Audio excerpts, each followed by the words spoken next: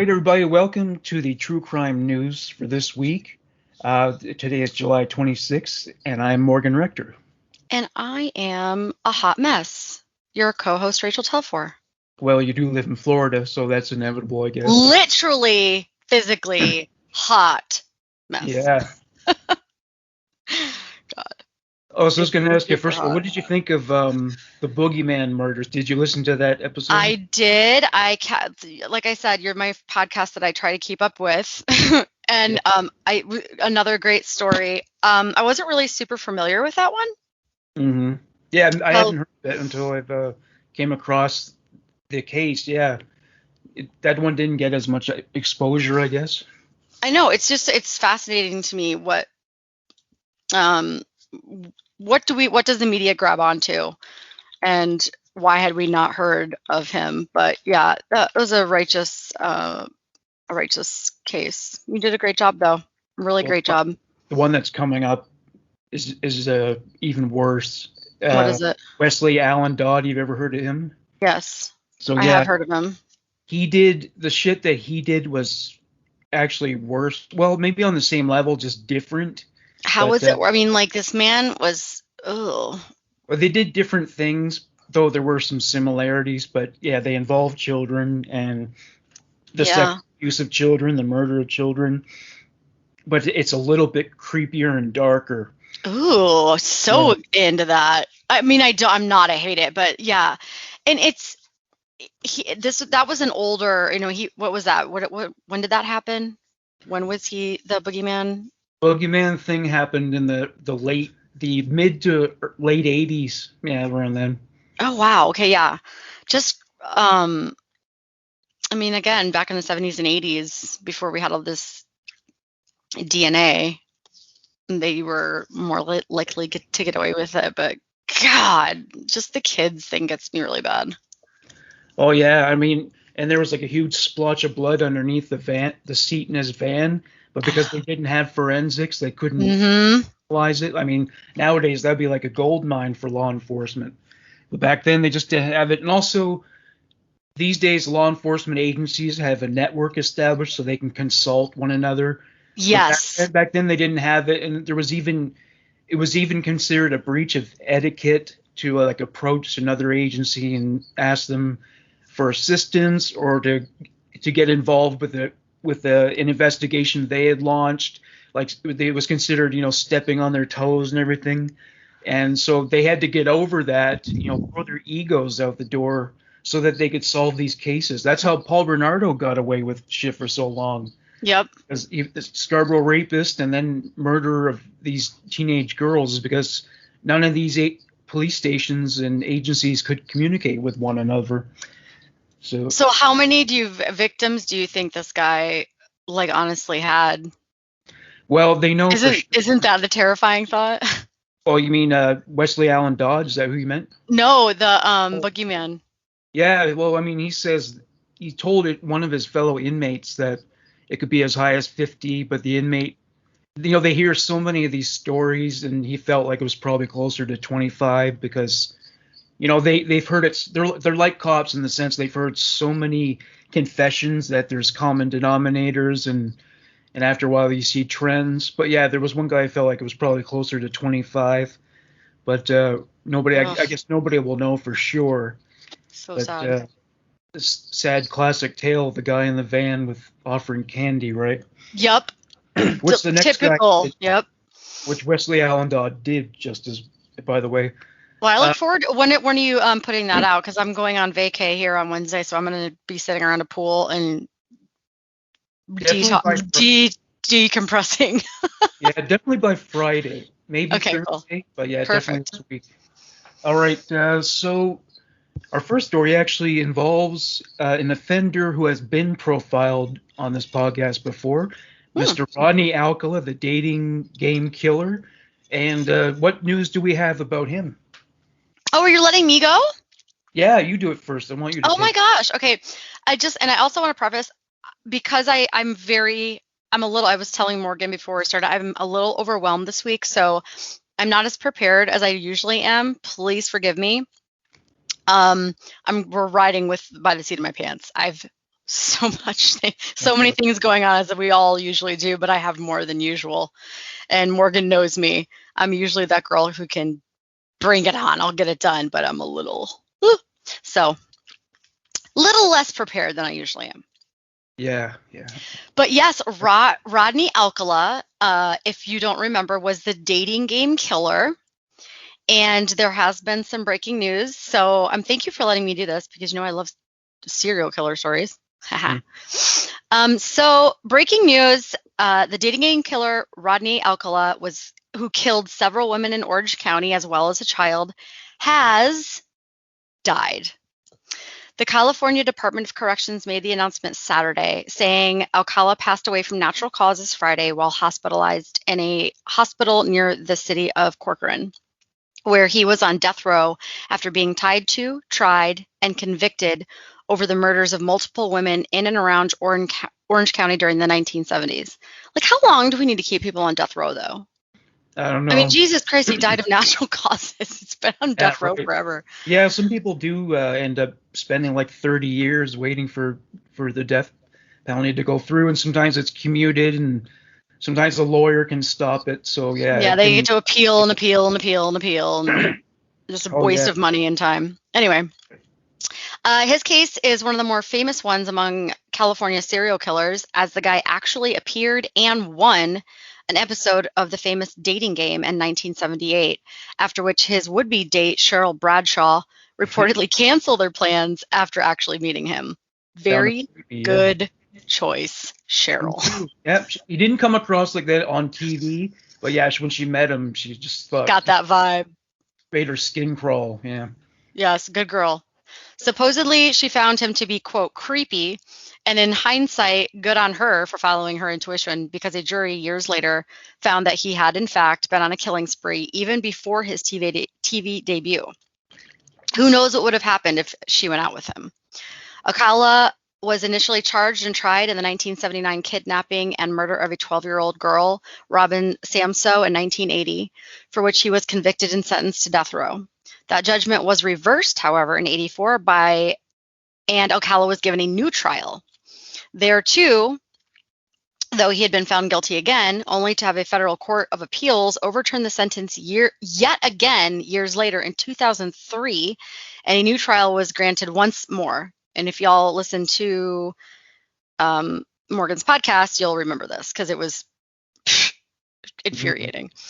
Finally, he got nailed, and it was all due to the advent of technology. In addition to Samso's murder, OC prosecutors say that they found DNA evidence linking him to the murders of 4 other women in Orange County between 1977 and 1979. Later, he was indicted for 2 more murders in New York, dating back to 1971, to which he pled guilty. He was charged with yet another murder out of Wyoming as recently as 2016, allegedly killing a woman named Christine Thornton in 1978, who was 6 months pregnant. It doesn't appear as though that case was resolved, though. Several other jurisdictions across the U.S. either suspected or linked Alcala to murders in their states as well, including Washington, Arizona, New York, and New Hampshire. His true victim count is unknown. Alcala was 77 years old, and to which I say, rest in hell. Oh, yeah. Yes, rest in pieces. Didn't he represent himself like after a while, like during his appeals and things? I think he did. I want to say, was he one of them that did? There's been a couple. Yeah, because it's just a lot of these inmates who they think, well, I've read a bunch of legal books, I can be a lawyer, but that's not all that lawyers do. They do have to know the law, but they also have to know how to argue for a case. And they also know if you represent yourself, it's a really terrible thing to do, because it's horrible. Yeah, because you're cross-examining victims or relatives of victims, and that makes you look really bad. Not that it would have made a difference in his case, but yeah. Well, they think they know, and then they get up there and they start talking, and then the prosecution and overturn, or what's the word? Rejects. No, what do you call it when you don't believe what they say? God, my brain's. Objection? Yes, they object to everything they say because they don't say it properly, or and they're like, oh, but wait, and they continue to say the same thing. No, dude, That's why they're attorneys. They went to school for a very long time to know how to do Yeah. this properly, you jackass. Yeah, I mean, Ted Bundy went to law school for a while, so he had some of the training, but even in his case, he cross-examined witnesses and relatives of witnesses, so that just made him look really bad. So he kept firing lawyers, thinking that he could do better, and every person who's done that screwed themselves royally. So go with if you kill someone, be represented by an attorney. Don't be stupid anymore. All right. So my next one is well, my first actually. Army National Guard recruiter indicted for molesting child while living on Joint Base Lewis McChord. So I guess children are not even safe on military bases. Alleged abuse occurred while defendant served as special agent with the U.S. Air Force Office of Special Investigations. Tacoma, a former Air Force special agent, was arrested today on a grand jury indictment charging him with 5 counts of sexual abuse of a child under the age of 12, announcing acting U.S. Attorney Tessa M. Gorman. Joshua Carl Herod, 42, of Spanaway, Washington, will make his will make his initial appearance in U.S. District Court in Tacoma at 2:30 today. According to the indictment, between October 2017 and April 2018, Herod sexually molested a young child left in his care. The conduct occurred in the location where he resided on Joint Base Lewis McChord, an area of exclusive federal jurisdiction. Herod separated from the Air Force in 2018 and currently serves as a recruiter for the Army National Guard in Lakewood, Washington. Sexual abuse of a child under the age of 12 is punishable by a mandatory minimum 30 years in prison and up to life in prison. Yeah, it looks like nobody's safe on the military bases anymore. I mean, there's been sexual harassment, there's been mass shootings, and now child molestation. Yeah, I was saying that's obviously a federal case, right? Yeah. So that's, well, in the 30 years, I'm sure, because there's a lot of factors there. Being in military, you're recruiting, for Christ's sake. That's just, I mean. Well, I believe that they used to have much higher standards when it came to recruiting. Like one problem they have now is, see, the IQ levels of new recruits has been going steadily downward since the 60s. Yeah, nobody wants to serve. Right. Yeah, like I suspect it probably has to do with the fact that there's no draft. So, since intelligent guys don't have to serve, they don't. And it's mostly, it's working class and poor guys who don't have anything else. They're like, I don't know what to do, so yeah, I'm gonna go enlist. Yeah, and the thing is, the military, it's not just about carrying guns around shooting people. Like they have scientists, they have technologists, and of course all kinds of people who are highly developed intellectually and do white collar work for the military, but they're not. A lot of the new recruits just don't have that capability. I know, it's kind of sad and scary, to be honest. They almost need to do like a new branding campaign to try to get some of these younger generation to want to serve, because the millennials, okay, well, I'm just gonna go ahead and say it, sorry if you're a millennial, but y'all are a lazier group than we were.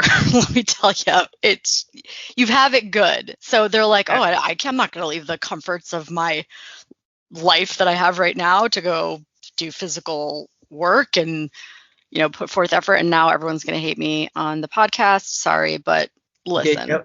Get yelled at because your belt buckle isn't shiny enough. I know. Or talking about my kids, that one dude, which is so funny because he keeps commenting and listening. So go fuck yourself. Oh. Yeah, I mean, and also, I'm drawing a blank here. Yeah, so yeah, my mind just went blank. You're welcome. What's your next story? Okay, so this is a dustbin story. It's an older story. Thanks, Morgan, for sharing it with me. I think it's pretty funny. Where is this out of? Texas. Of course it is. Women, this is from 2018. Woman eats acquaintance's nose after she refuses to give her cigarettes and alcohol. Are you sure this isn't Florida? Yeah, I don't think it was. No, No, but it's Texas. Texas, wasn't it? Yeah, It's yeah. Texas. All right. So a woman in Texas wasn't happy after a friend of a friend refused to give her cigarettes and alcohol. According to police, the 41-year-old woman bit off and ate a large piece of the acquaintance's nose in retaliation. Jessica Collins was temporarily staying with the next-door neighbor of a woman who was only being referred to as Tatiana in Spring, Texas, a suburb of Houston. On July 11th, the three women went to a local bar together. After returning home for the night, Collins demanded more cigarettes and alcohol. When Tatiana said no and told both women to leave her home, Collins lost it. In the bloodied attack, Collins allegedly pulled Tatiana to the ground by her hair, then bit off a chunk of her nose, and then swallowed it. Holy fuck. What the? Man. That's like a. That's Hannibal Lecter shit right I there. mean, that's like a big step from biting to swallowing. I mean, I've heard of Nick Fitz, but that's just, I mean, oh, okay. Collins was arrested and charged with assault bodily injury. Yeah, a little bit. Quote, all I could remember was the taste of blood in my mouth, end quote, Tatiana told ABC 13. The 28-year-old victim said she passed out several times and didn't realize her nose was injured until she was in the ambulance on the way to the hospital. Quote, I didn't have time to react to push her away, end quote, Tatiana said, adding, I think I was trying to fight back, but I couldn't. Tatiana, who is a wife and mother, called her husband from the ambulance. She said she was screaming, I don't have a nose. I'm 28 years old and I don't have a nose anymore. Doctors told Tatiana that she needs plastic surgery within 2 weeks of the procedure will become more complicated because the skin will begin to heal. Mm-hmm. Tatiana was facing extensive medical bills because she didn't have health insurance. Oof. Damn. That's real expensive. A friend of the victim started an online fundraiser on the GoFundMe to raise money for the reconstructive surgery. It was titled Assault Victim Needs a Nose, and the description read, my friend was attacked by a mentally unstable person last week when my friend asked her to leave her property. Instead of leaving, the lady lunged at my friend, biting off her nose and swallowing it. Fuck. The campaign, accompanied by a gory up-close photo of the victim's face, was asking for $12,000. On July 16th, Collins was released on bond. As for the victim, she told Eyewitness News that she's afraid to leave her bedroom. It's where I feel safe, she said. I've seen a lot.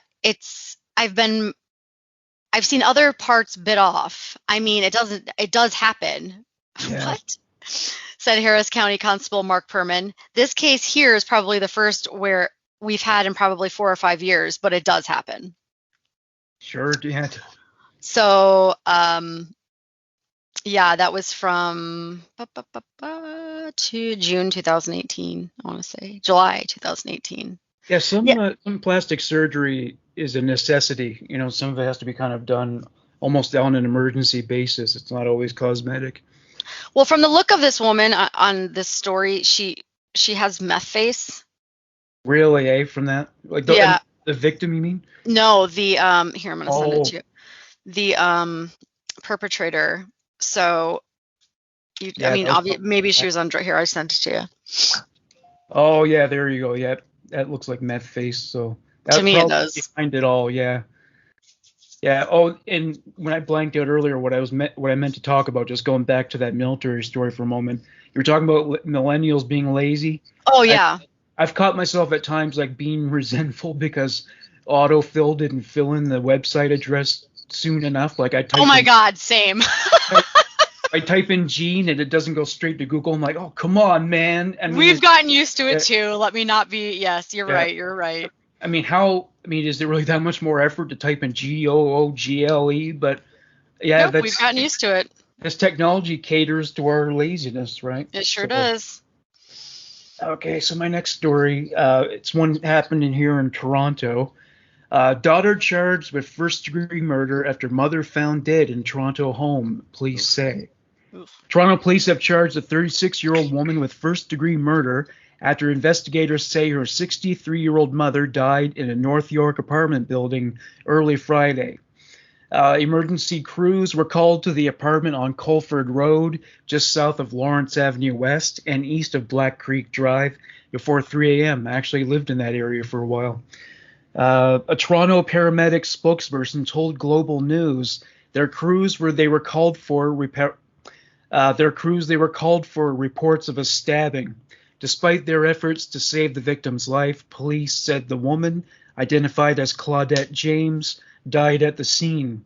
According to an update issued by officers Friday evening, Shelly Ann James was arrested at the scene and subsequently charged with murder. No motive was given. Oh, God. Yeah, there's a certain limit to how long grown-up people should live with their parents, and it probably has more to do with that than society's attitudes.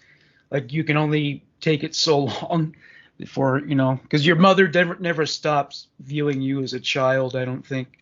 Yeah, absolutely. Yeah. Like, you'll probably be barking orders at your kids when they're 35 or whatever. I hope not, but I'm definitely going to always, I mean, you can't, not barking orders, but definitely trying to give advice, life advice continuously.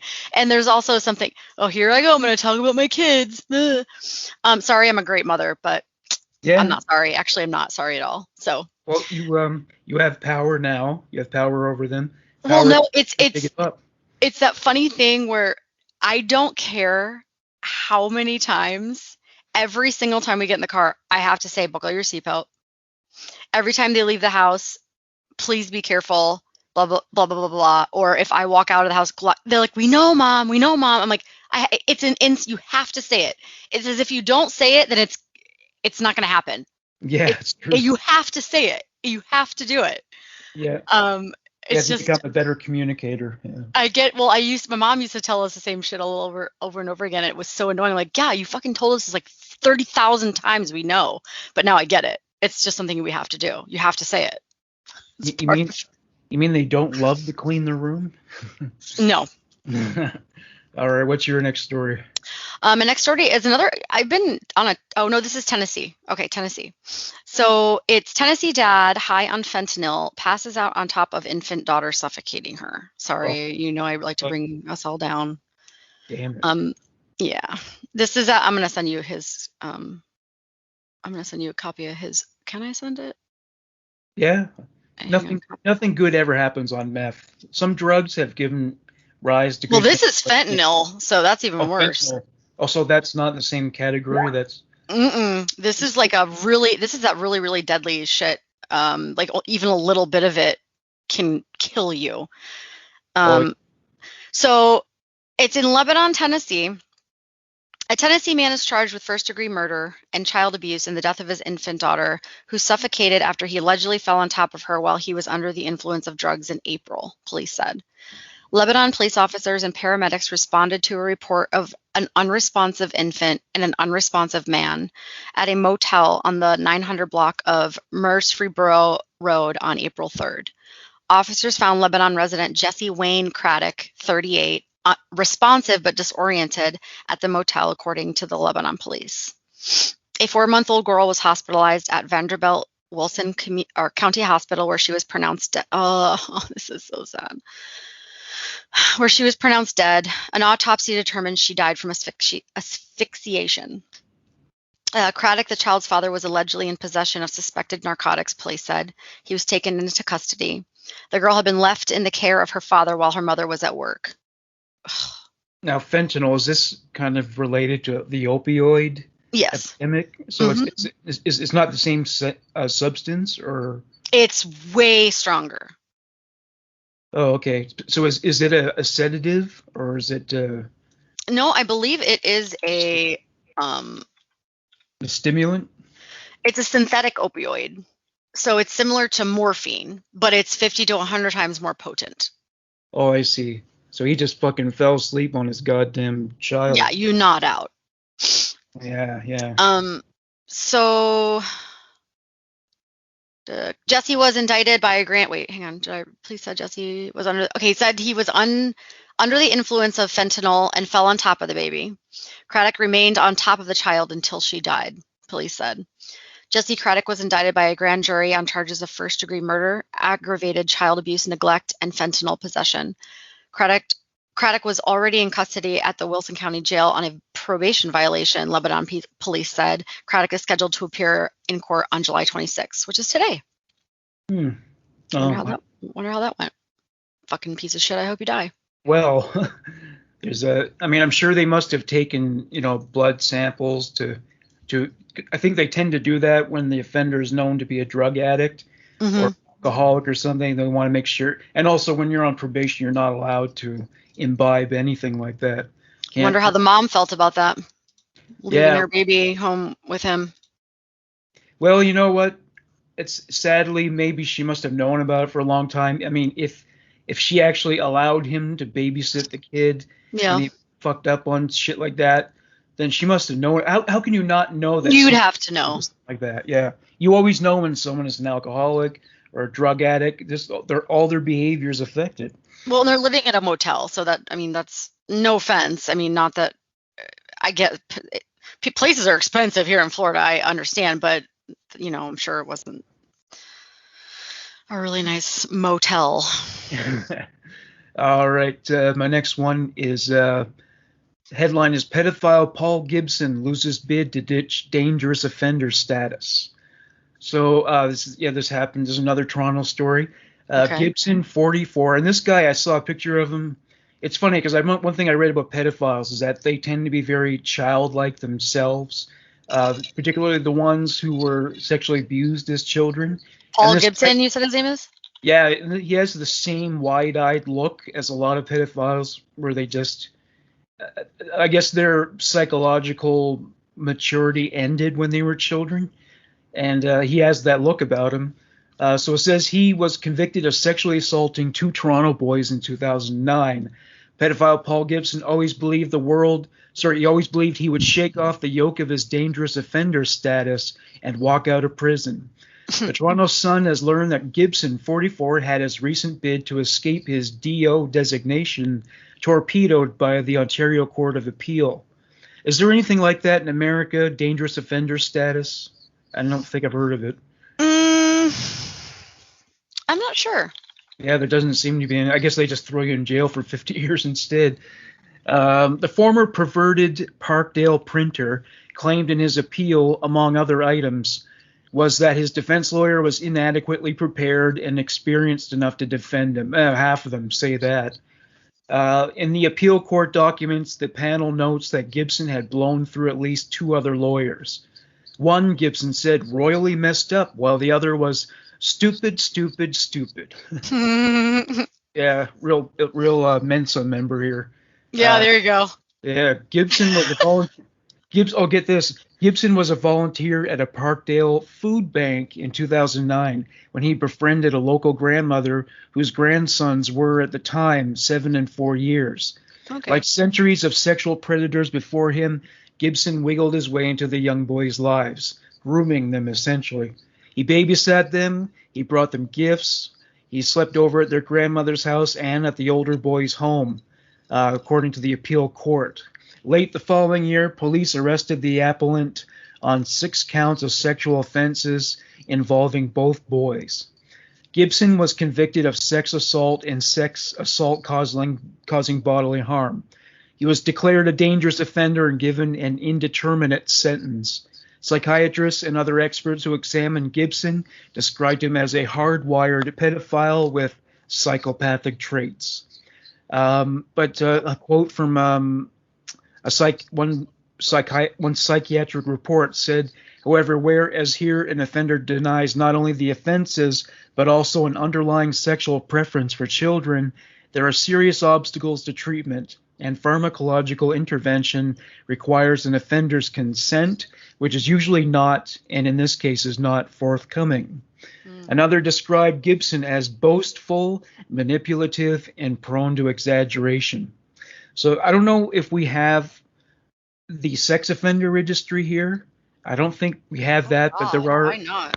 There's still strict conditions for them when they get out of prison. Like I was watching a documentary about one guy. So basically he has to have a chaperone whenever he goes out into public. They can't. That's actually better.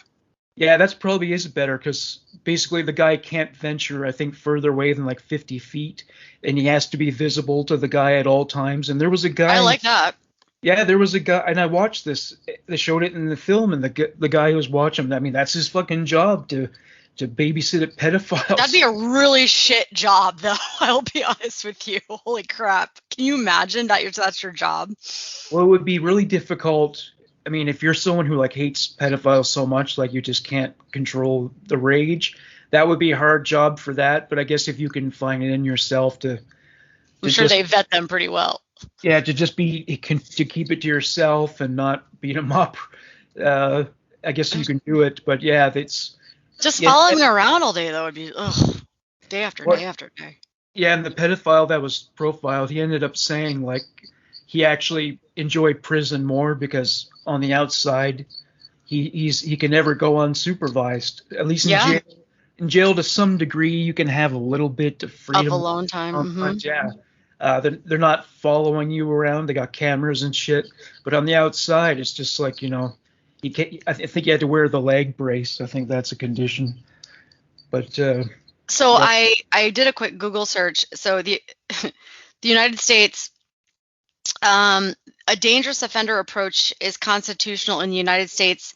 So if you're a dangerous offender, it's where a person convicted of a crime may be held past the statutory maximum for a crime if the courts deem such a person to be a dangerous offender, as defined by the statute in the state of prosecution.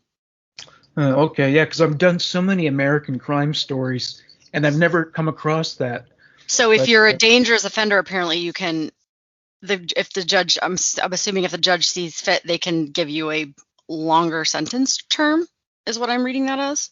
yeah, I suppose so. I mean, Hmm. if you're like if somebody like Ted Bundy, I guess, could get that, though I don't think he did. I think they usually just give out like several consecutive life sentences, so they'll die Mm-hmm. in like 350 years or something like that. Yep. All right, what's your next story? All right. So next story is based out of Arlington, Texas. It's a Texas firefighter. Oh, this is really sad. Texas firefighter celebrating wedding anniversary found dead in Cancun, and the family suspects murder. Hmm, So this is an interesting story. yeah. A Texas firefighter who flew to a Mexican resort in Cancun to celebrate his wedding anniversary was found dead with his body trapped in a hotel bedroom window. Oh. We're gonna discuss this afterwards because this is why I'm doing this story because I found it very interesting. Mm-hmm. Elijah Snow, a firefighter in Arlington, had traveled with his wife Jamie to an all-inclusive resort in Cancun, according to station DFW TV. Last Monday night, Snow and Jamie were at a hotel bar when his wife returned to their room. He decided to stay behind at the bar. Snow's father-in-law, Randy Elledge, told the station. Jamie Snow woke up around 4 a.m. and alerted authorities after realizing he wasn't there, Elledge said. According to officials in the Mexican state of Quintana Roo, Snow got trapped in the window of a hotel several miles away from the one where he was staying with his wife. Mm. He died of mechanical asphyxiation, according to NBC News. Elledge told the DFW TV that the family has hired a private attorney to investigate the case. The attorney has allegedly obtained photos that show that Snow had been beaten and had bruises all over his body. But Mexican officials say that Snow likely died accidentally. According to the Fort Worth Star-Telegram, officials say that he was trying to climb through the window when he became trapped. Officials said that due to Snow's height, he could not support his feet when the upper part of his body became trapped. He, quote, lost mobility and there was no point of support, officials said. Officials have ruled his death an accidental this is a hard word for me to say, asphyxiation. But Snow's family disagrees and insists he was murdered. I'm going to tell you, looking at this man, he's in good shape. He's a firefighter. There's no fucking way that was accidental. Yeah, there have been a lot of stories about people being murdered in those resorts in Mexico. Well, it said he was a couple miles away from where he was even supposed to be, at not even at his hotel. What the fuck? Why would he be trying to climb through another window? Yeah, exactly. Yeah, that sounds fishy for This sure. is sus. As my kids would say, this is sus, fam. Sauce fam. What does that mean? Sus. This is suspicious family. Oh, It's okay. sus. S-U-S fam. You're welcome. This is millennial talk. I don't even know. What do you call my kids? Are they millennials? What's the generation? No, I I don't know. think they are Generation Z, maybe. Yeah, okay, this is them. Yeah. So I learn all these stupid new dumb words that I don't want to know, but it's sus. Oh, wow. I'm interested to know how that turns out. Yeah. I don't think the wife really had anything to do with it, but you never know. Yeah, exactly. Well, and something happened to me last week, and metaphorically, this is kind of like being killed in the wrong room, the room where you're not staying. But uh, so the have you ever? I'm not asking you to give up details, but have you Yeah, no ever problem. run-ins with the IRS? Have they ever harassed you or given you a hard time? No. Well, they've decided to start taxing content creators at YouTube. Oh, great. So yeah, this month they took $400 of my money. So Are you kidding? I'm paying American taxes. And I don't even live in America, so I can't. Oh my God. Now I have to help you with your tax bills. Oh, it's ridiculous. And it's like, okay, I understand taxing YouTube, the corporation, but I'm a foreigner, so why do I have to pay taxes? That's absolute bullshit. That just they do anything to get money, dude. Oh yeah, the IRS is known to be like really ruthless. I owe them money right now, so. Oh yeah. Oh. Well, yeah. Well, I guess they'll track you down and yank No, it. because they're so behind right now that you can't even call and speak to anybody on the phone. So. Oh, yeah. Yeah. With COVID, it's kind of thrown a monkey wrench into that whole. Uh-huh. Yep. Well, I understand now why there used to be a professional wrestler called IRS, and he was a heel. So they found a character that everyone would despise, and that was a good choice. Yep. All right. So my next story. I have one last one, I think. Oh, you did? Oh. I did. Yep, I have one more. I told Morgan I was going to be completely unprepared, but I did dig up. Well, actually, no. I'm going to save this story for last because it's a lighthearted one. Okay, so you go ahead. The headline goes it has a quote and then the headline. I'm gonna shoot you. Frustrated NYC substitute teacher threatens students. Oh God. It's been a trying year for students and teachers, but this wasn't the best way to handle things. A substitute teacher in Queens, New York, took out his frustrations on students by threatening to shoot them. Alejandro Roca, 52, was in the middle of teaching art class at IS5, the Walter Crowley Intermediate School, when he reportedly lost it. If you won't do as you're told, I'm going to shoot you. And yes, I have a gun, he told the 9, 11, and 12-year-old kids. They were probably assholes, to be honest, especially at that age. And you're a substitute. They have no respect whatsoever for you. Undoubtedly. Do you remember being that age? Oh, yeah. It wasn't the children who made a complaint, oddly enough. It was him. He voluntarily informed his supervisor what he said, insisted it was a bad joke, and apologized.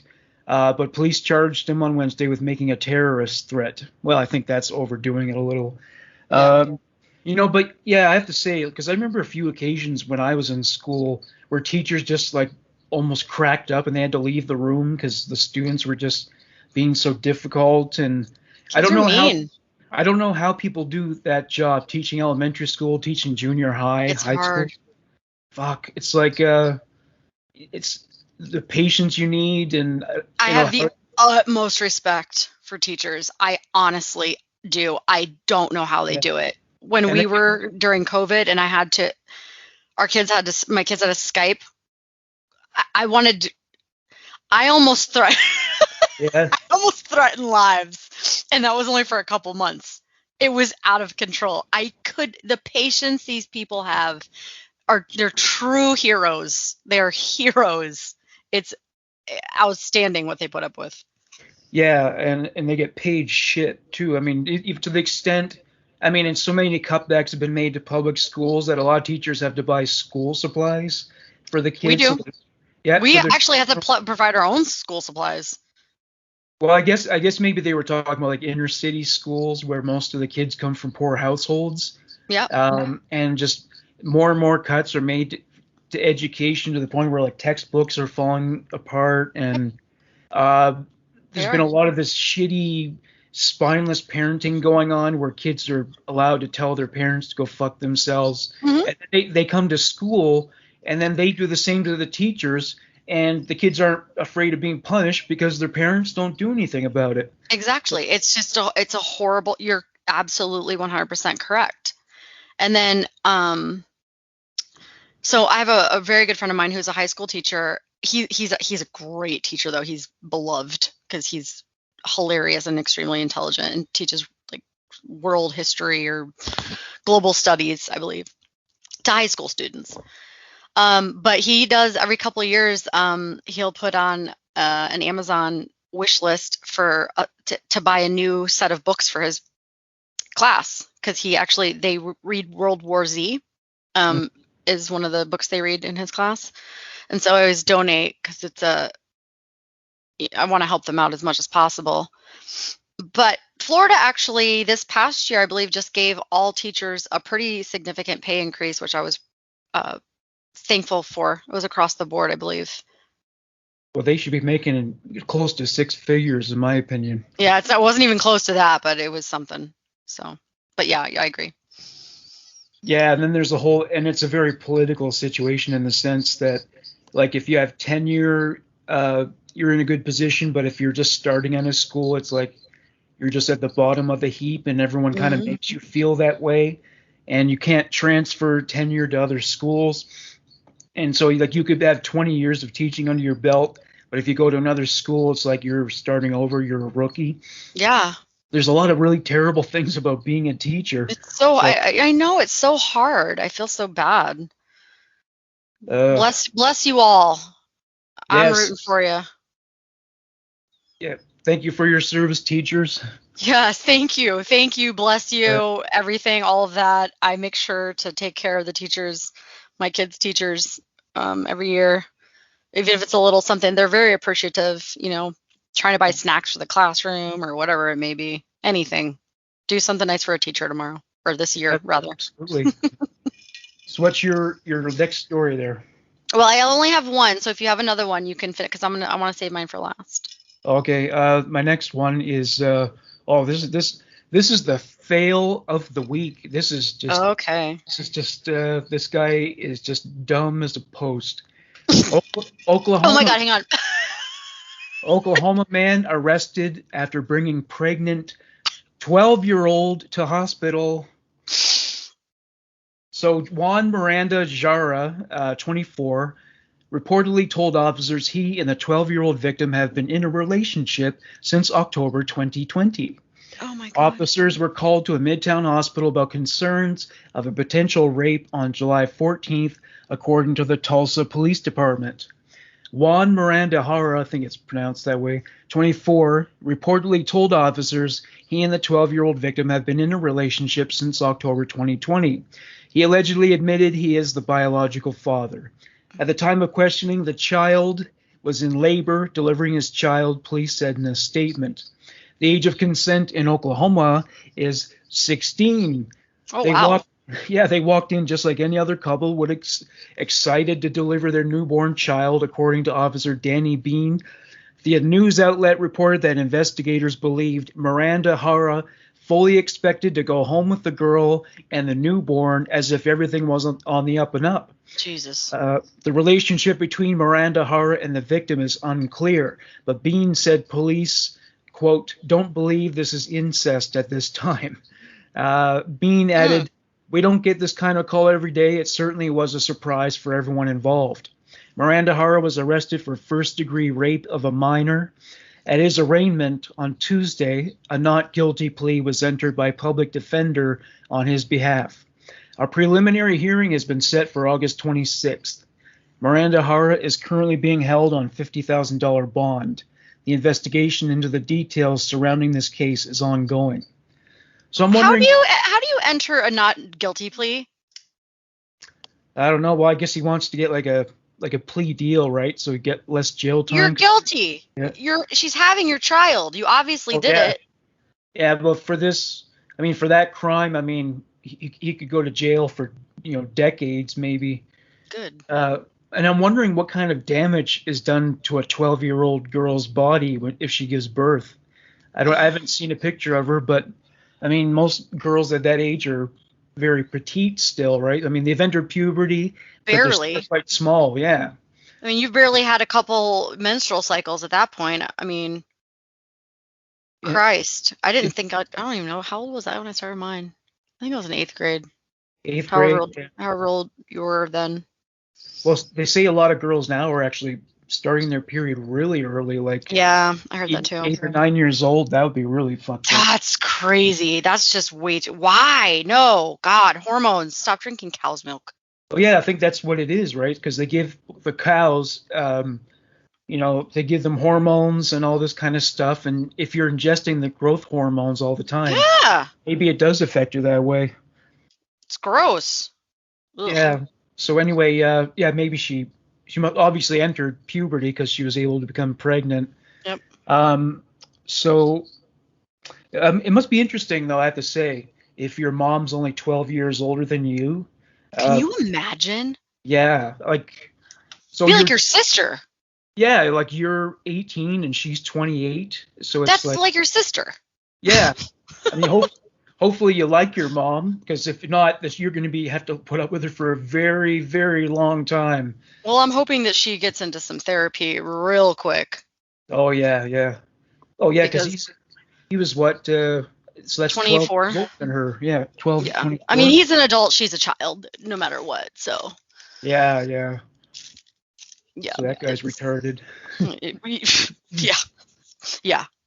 Okay, are we allowed to say that anymore? Well, you can use it in reference to someone who acts like they're stupid, acts retarded. Okay, perfect. All right, good. Well, the conclusion I came to was it's not okay to call someone with Down syndrome retarded, but if you have sex with someone who has Down syndrome, it's okay to call you retarded. Okay, there we go. I like it. Good job. Oh, by the way, you wouldn't believe the experience I once had involving a girl with Down syndrome. So I'm crossing the street one day, and this girl with Down syndrome's like coming the other way, and you wouldn't believe the way she was dressed. She was wearing like a tube top, those like a micro mini skirt, fishnet stockings, and like those prostitute boots that go up like past the knee. Do you think she was a sex worker? I don't know, but like everything else about her was, I guess, typical of a girl with Down syndrome. Like her hair was cut short, she wasn't wearing makeup, but she's wearing slutty clothes, and it wasn't Halloween or anything. Yeah, I don't know. And I've seen a couple of girls with Down syndrome on a dating site recently, and they didn't say anything about like looking for a guy with Down syndrome. So I don't know. Do you think that's wrong? Do you think they should be doing that? Yeah, I mean, yeah, because there's very functional people with Downs for sure. I mean, Yeah. It's all different, just like autism or anything else. There's different spectrums, so I don't see anything wrong with that. Yeah, I mean, well, there were some videos on YouTube I was looking at where there were couples who had Down syndrome. There was another one where the girl had Down syndrome and the guy had severe autism. I mean, I have anxiety and ADD, but that doesn't mean I have to go after somebody who has anxiety and ADD. Well, yeah, that two people. You put it like that. Okay, so this next story, it's a long one. Okay. So the headline is "Kidnapped Child Saved from Monster After Neighbor Heard Her Pleas for Help." So there's some similarities to the Ariel Castro story here. Oh God, here we go. Here we go, Morgan. Here we go. D'Angelo Cash Clemens is also being investigated in the suspected slaying of the child's father. When Raynell Jones heard a young voice yelling for help and banging on the window of a neighboring Detroit duplex, she knew something was terribly wrong. The shriek late last month was familiar. Maggie Millsap, a friend of her daughter's, who Jones described as the greatest 5-year-old kid I've ever met in my life. When a panicked Jones saw what was happening, Maggie indicated to her and some of the residents who had gathered outside that a monster had kidnapped her and held her captive for a few days in a unit across some hall from where she lives. She goes, said Jones, she goes, help me, please. Jones, the 23-year-old neighbor, said to the Washington Post. When the guy walks back up, she says, The monster is back. What unfolded shortly after Jones called 911 was a community rescue of a girl who police say was held hostage by her neighbor. But the alleged kidnapping case took an even darker turn when authorities found a person dead inside the unit where the girl had been living with her single dad. Oh my God. Yep, shift into a full gear, another gear now. So wait, hang on. Let me make sure I understand. She was kidnapped. They found a dead body in the place she was living or the place she was staying while kidnapped? So yeah, there was somebody dead. They found somebody dead in the apartment she and her dad lived in. Wow. So okay. It's kind of a weird situation there. D'Angelo Cash Clemens, 30, was arrested and charged with kidnapping and child enticement, according to the Wayne County Prosecutor's Office. A homicide investigation into whether Clemens was involved in the death of the person found in the child's home is ongoing. Detroit Police Department Detective James Kraszewski told the Post, although neighbors have said it was Millsap who was killed, authorities have yet to confirm that the person found dead inside the home was Maggie's father. Okay. Clemens, who received a bond of $250,000 with a GPS tether, did not immediately respond to a request for comment Wednesday. It's unclear whether he has an attorney. Michigan law says a kidnapping conviction is punishable for up to a life sentence in prison. Says Wayne County Prosecutor Kim Worthy, all allegations like these that confirm why we all do this challenging work. We must protect our children by all lawful means necessary. Hell yes. Yeah. In an interview Wednesday, Jones said Maggie had been playing with her 3-year-old daughter so much since she moved to the neighborhood that Jones considered the 5-year-old to be a part of her own family. Jones also got to know Colby Millsap, who had been raising Maggie on his own after the girl's mother died years before. Oh my God, now she's parentless. Oh, yeah. She said Maggie's father was a stand-up guy who wanted the best for his daughter. Said Jones, he used to panic when she stayed out here too long. He would thank me and try to reimburse me whenever I bought the kids ice cream. He was that kind of guy. Oh my God.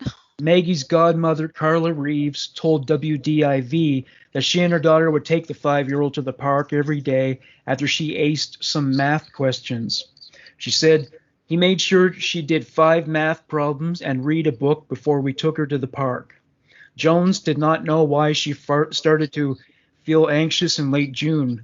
Millsap will always be working on his Jaguar in the driveway, but he was not out there for 2 days, Jones said, and neither was Maggie. While returning home from work on June 30th, Jones got a call from her sister at around 8:30 p.m. Her sister called to ask if a girl she heard crying and screaming in the neighborhood was Jones' 3-year-old daughter. When Jones said no, her sister replied that if it wasn't her daughter, then who was the young girl who could be heard wailing down the street? Aside from her own kids, Jones knew there was only one other child who lived nearby, Maggie. She called 911 and sprinted outside and began screaming her name. Other neighbors had gathered to see what could be done to help the child. Said Jones, at this point it's getting dark and she's saying, help me, please. Police were dispatched to the area of Schaefer Highway and Capitol Street, located northwest of downtown Detroit, for a child endangerment call at 10:25 p.m. When officers pulled up to the area following Jones' 911 call, Kraszewski said local residents flagged down authorities to tell them where Maggie was. A couple of the citizens even engaged with the individual to let Clemens know, you have to get that girl out of there, and he basically slammed the door on them. Jones told the Post that she knew nothing about Clemens and had only spoken to him one time the month before. When she asked him why she had not seen him around the neighborhood, Jones said he replied, I never come outside. So red flag right there. A lot of these serial offenders, they spend a lot of time at home and they don't speak to neighbors. As the officers arrived upstairs, they noticed the door to Maggie's residence was open. They walked inside and, quote, observed a deceased person in the living room, according to police. Shortly thereafter, Clemens again slammed the door on officers during a brief conversation, Kraszewski said. Knowing that Maggie was in her neighbor's duplex, police forced their way into Clemens' home and detained him. Police were able to get Maggie out of the duplex and transport her to a hospital for treatment. In body cam footage obtained by the Post, Maggie is heard talking with an officer carrying her away from the scene. And what she said to him was, "Do you know what I want to be when I grow up? I want to be a policeman." No. Awesome, eh? I'm going to cry. Kraszewski, who said no other case in his career has affected him more than this one, praised Jones and community members for alerting the police of the alleged kidnapping.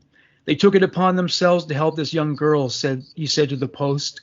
If not for the brave effort of everyone in the neighborhood, God only knows what would have happened to this young girl. Though the community is grateful for Maggie's safety, Reeves, her godmother, has called for justice against Clemens.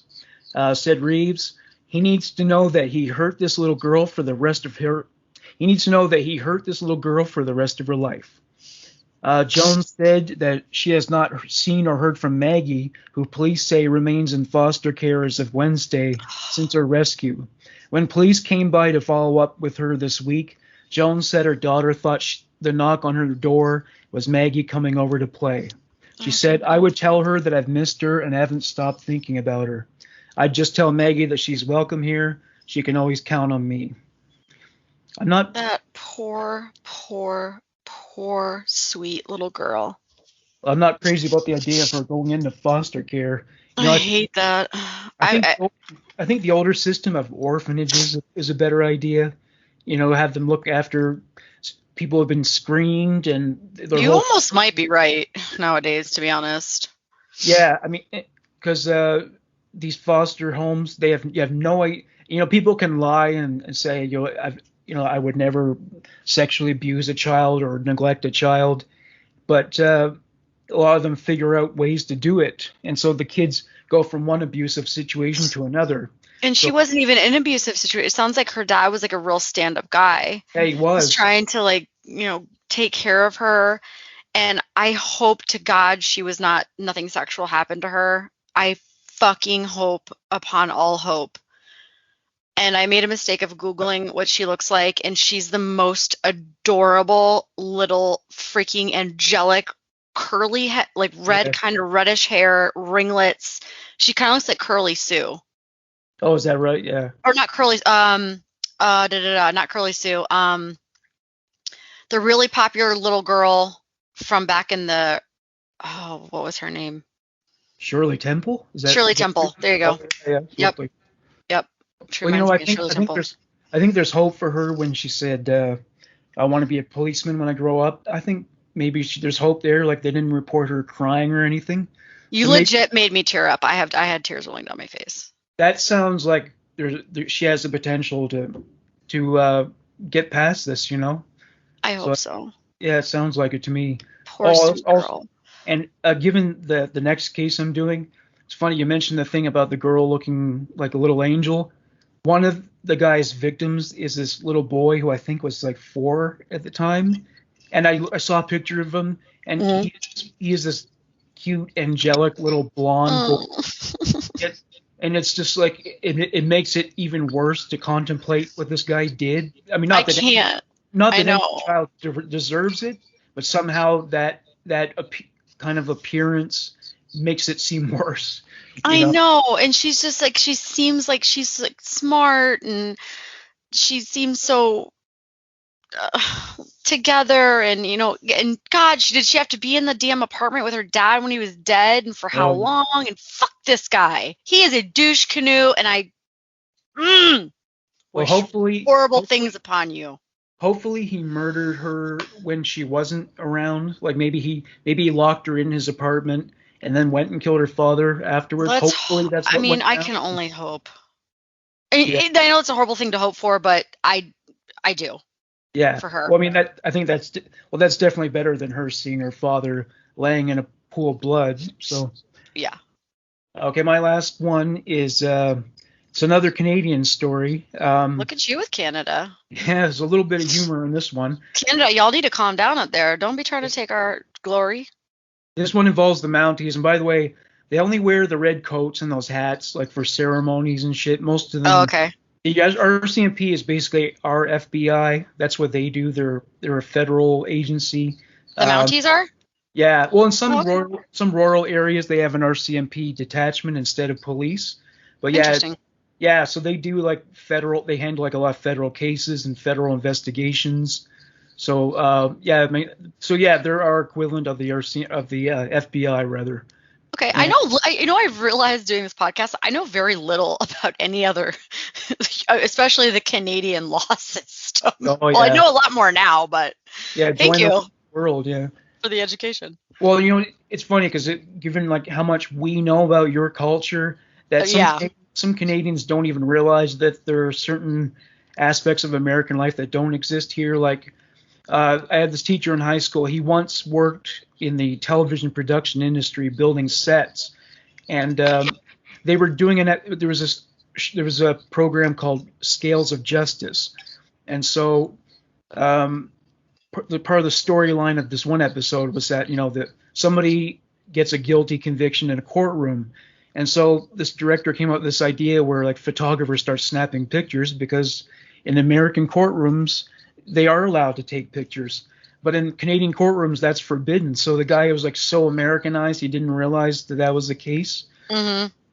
So yeah, I mean, and I've heard your national anthem a million times, and Yeah, uh, I have heard I've heard the Canadian national anthem. I can't sing it, but I do know it because I have several friends in my life. Y'all know who you are, and I love you very much, and they are Canadians.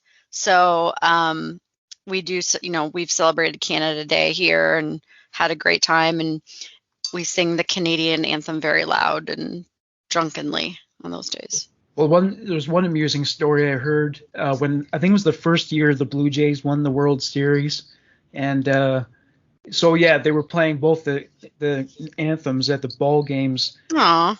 Americans didn't know how to sing "O Canada," so they sang it to the tune of "Oh Christmas Tree." Oh, Oh, Jesus Canada. Christ. Yeah, It's not even close. yeah, That's stupid. you guys know nothing about our We're country, but so dumb.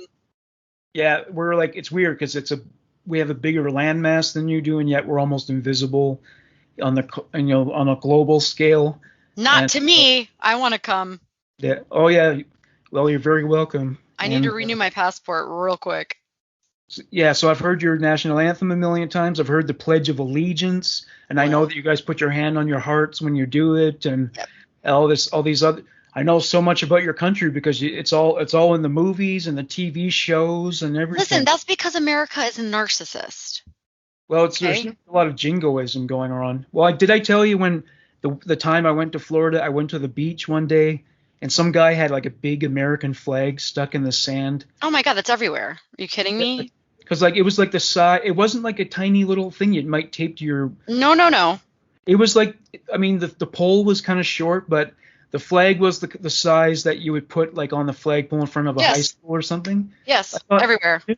dude, you can't take a break from the patriotism just to go Nope. On the swim? back of trucks, at the beach, on boats, everywhere we go. Wow. Yeah, we're not. Some people here are. I mean, we're patriotic, but it's much quieter than that. Again, we're a bunch of narcissists. All right. Except for me, I'm not. Well, yeah. Of course, you're exempt. All right. So this one, yeah, involves Blaine. The headline is Blaine Lake RCMP. Blaine Lake is a location. Warn thieves that eating stolen steaks could prove deadly. Oh So this is God. cool.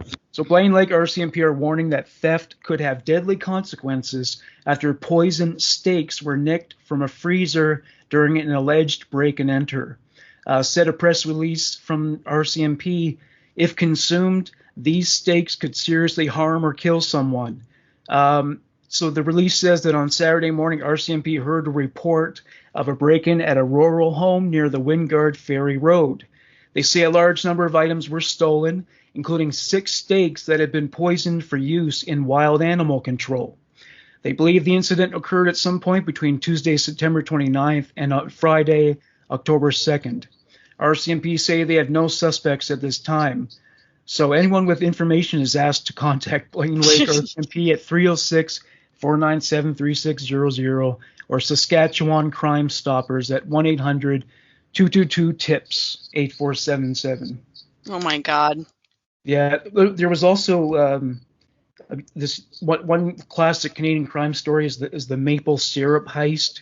These guys stole this huge gross of maple syrup, and so you guys got most of the serial killers. We've got maple syrup and steak thieves. So. Wow.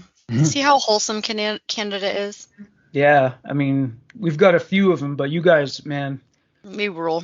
it's like popcorn. They just keep popping up. It really is. I mean, which is so funny because the story that I'm going to do last, I'm going to go ahead and pay tribute to the old Florida man, because it's been a minute since I've done a Florida man story, and this is true Florida man, and I was feeling a little Florida today. All right, Floridia. And I swear to God, y'all. Oh, by the way, tell them the idea we were talking about. You having your own show to do with Florida. Oh yeah. So okay, yes. So we were talking about me doing a podcast, and a couple of my friends had suggested some ideas, and I thought it would be super fun for me to do a podcast on all things Florida. Yeah. There's so many topics. Each episode could be a topic. Obviously, it's going to be super funny. I want to bring on some of people that I know that are true Floridians as well, that I think would add something to the show. So yeah, I'm going to work on that. I have a ton of crap going on right now, but it is on. I have to make a list of things to do on my whiteboard. I told you that. So it's on my list of things to do. But I'm excited. I think that, I don't know, let me know if y'all that could be a whole episode, or Florida slang could be a whole episode. Well, it would be really cool if you went to that town where all the retired circus people live. Yes. That would be really interesting. Road trip and do. Oh, yes. Go to the trailer park where all the sex offenders live. Yeah, exactly. Start doing interviews. And try to hold your tongue and try to, I do well. Listen, I talk to I have to talk to very ill people all day long, so I can manage myself pretty well. But you mean you don't talk to like truly evil people? I mean, maybe on the surface they're Karen evil, Karen. Yeah. Level. Yeah. Yeah, no, not truly evil. You're correct in that. But yeah, I think that's a fun idea. Of all the ones, of all the ideas that have been shot at me, and my friend, I'm gonna totally call her out. My friend Tressa, who probably won't listen because she's the busiest. She is in her own little world. She said it to me, and she is a true Florida girl, and she'd be somebody I'd have on the podcast. And she is my hippie spirit, y'all. She's fun. She's super fun, and yeah. I think y'all would like her. So we'll see. Get a selfie stick and shoot it on video too. Oh, she you know what she does? She's actually a droner. She does drone. Oh, she has awesome. When I say like 15 drones and all these crazy electronic recording devices, so we could do a lot. Trust me. Yeah, fly one over a swamp with tons of gators in it and like throw a whole chicken in at them and see what happens. Yeah, she has probably. Yeah, that would be awesome. Again, another segue. It's Florida and alligator in the same nice. story. Yeah, it's not long, but it's just happened last week. So here we go. Florida man arrested for attacking alligator stolen from mini golf course. Stolen from a mini golf course. All right. This man is also methy. I can't copy. I wish I could. It won't let me. Here, let's see if I can copy the link address. Let's see if this works for you. Paste. See if you can see that. No, because it comes up on Facebook, and I don't know why that is. Anyway, that's stupid weird. Daytona Beach, Florida.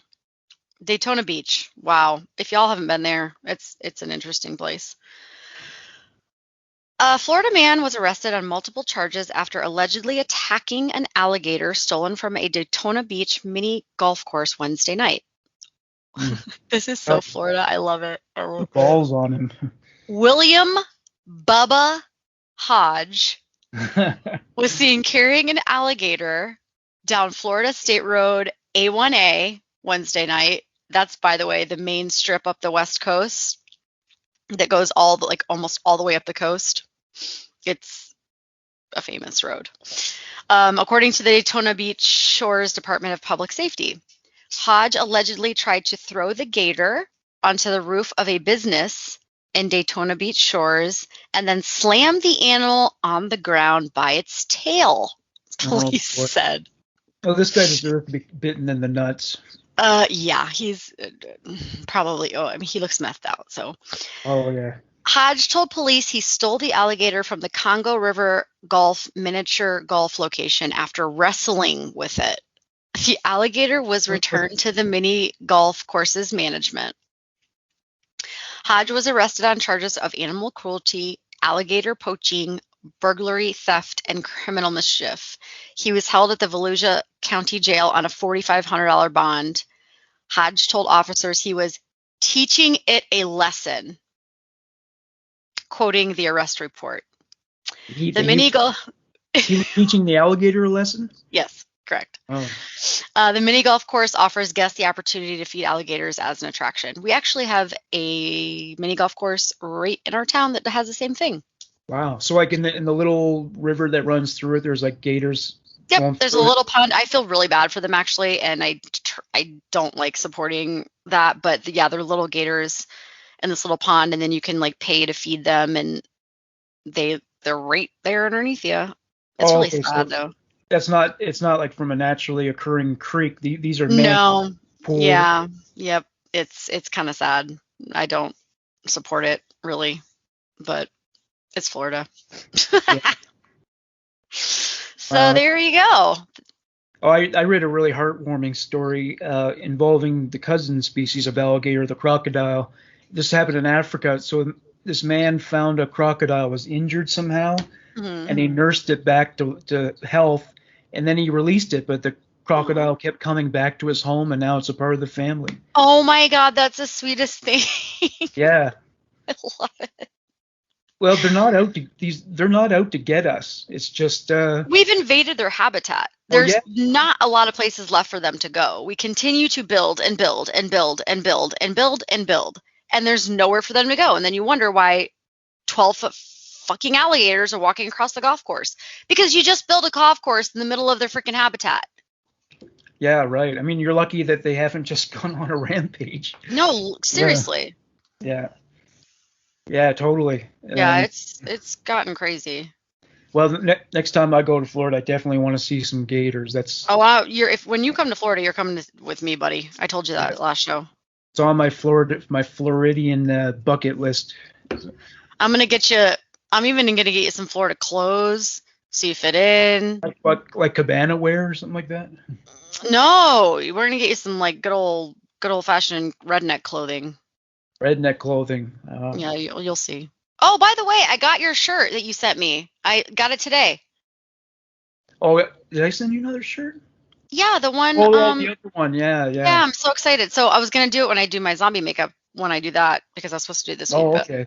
Yeah, that shirt's probably gonna be like a night dress on you. So no, it's actually not. That's the smallest 2X shirt I've ever seen in my entire life. Oh, yeah, so it's pretty small. Hanging off you. Well, okay. I'm gonna make it cute. I'm gonna cut it, like cut it up and make it cute, which I do to all my shirts that I don't want to throw away and think are cool. So. Well, it hasn't been washed, so maybe it'll shrink a little too. Yeah, it probably will. Yeah. Well, all right. That's all we got for this week. I will come more prepared next week and rested after my wonderful, beautiful 5 days off of work. I'm very excited. Yeah, you can bake in the Florida sun for I'm going 5 days, and just make sure you stay medium rare. I'm gonna sunscreen myself better than I did fishing 2 weeks ago, because I Oh yeah. I put sunscreen on like a flippin' tourist and felt really embarrassed, but I was more concerned about the boys not getting burnt, and they didn't, so that's the key. Yeah, you went straight to burn. Yeah. Only parts of me. Oh, okay, yeah. Well, that's a good thing. Jesus, you wouldn't have been able to sleep. No, I wouldn't have been able to do anything. It can get you. But no, we're going to be, I'm excited. We got a little Airbnb with a pool, and the boys can go fishing right on a dock. So it'll be good. Where is it you're going? it's a little staycation. We're not going far. It's a little town called Matlacha. It's very much a fishing town, very small, about 35 minutes from where I live. And it's a house right on the, it's not the river, but it's it leads to the Gulf, but it's not on the Gulf.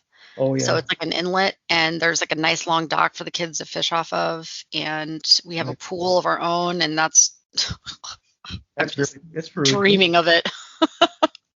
Oh, I meant to ask you earlier. Did you ever do the spring break thing in Daytona Beach? I did. Yeah. So what was that like? Insane. In lots of drinking and. It was it's exactly what you think it is. Yeah. Yep. I did it once, and it was exactly what you think it is. It was that. I don't know what else to say. You had to be carried back home or something? No.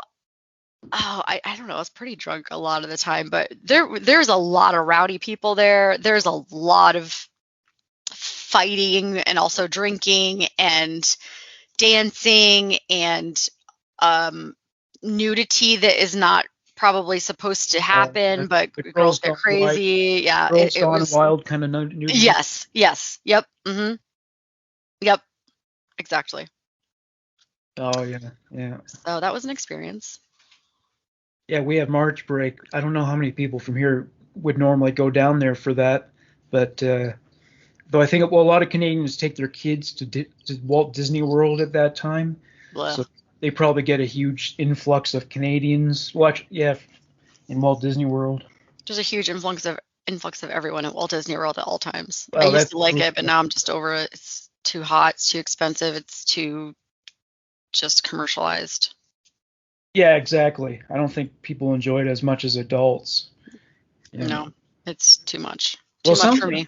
It sounds like Walt Disneyland in California. It sounds like that one might be better because they have like the Universal Studios thing, and we have that too. Oh, you have that too, and Universal Studios is actually a whole different theme park. Oh, so Universal Studios is in Orlando as well, but that's actually my favorite theme park. Universal Studios is outstanding. That's where they take in the worlds of like movies and stuff. Yeah. Yep. And then Disney has 4 different parks. So there's 4 different parks. There's Animal Kingdom, there's Epcot, there's Magic Kingdom, and then there's Universal. It used to be called Hollywood Studios, and now it's just pretty much all Star Wars shit. Yeah. Well, yeah. Yeah. They completely redid the whole entire park. So Epcot is my favorite, and usually most adults' favorite because you can drink around the world. It's the one that has all of the countries in a big circle. And they all have like their own, like they bring people from that actual country to work at Disney. So everyone who works in that specific country is actually from that country. See, that's one thing Americans are really brilliant at is like tourist attractions and entertainment and all this kind of shit. Yeah, it's fun. I love Epcot, and I like Animal Kingdom too because it's a little bit. Magic Kingdom is a fucking nightmare. Really? Plus, there's no alcohol, so and very little shade. So it's just not all around. No bueno. Jeez, and Florida to boot. Yeah, exactly. Like it might not be as bad in California because that's a dry heat. Yeah. But yeah, with the humidity in Florida, that'd be hard. It's hot as shit. Hot as shit. All right. Well, thank you once again, my dear, for doing the show. Thank you. I appreciate you. I'm gonna come back next week rested and hopefully tan and not burnt. That's right. Don't forget to submit your suggestions to us, guys. We love them and appreciate you all for listening. I do. Morgan does. Both of the stories and the would you rathers. Yeah, we're gonna come back and do that. I want to get my zombie. Hopefully, I can get my zombie makeup together and do that little fun thing on video next week. Yeah, that'd be awesome. Mm-hmm. Give you my secret recipe. Yeah, that's right. Okay, have yourself a great evening. Have yourself a great evening and a great week. I'll talk to you soon. Take care, yeah. Right. Bye. Bye-bye.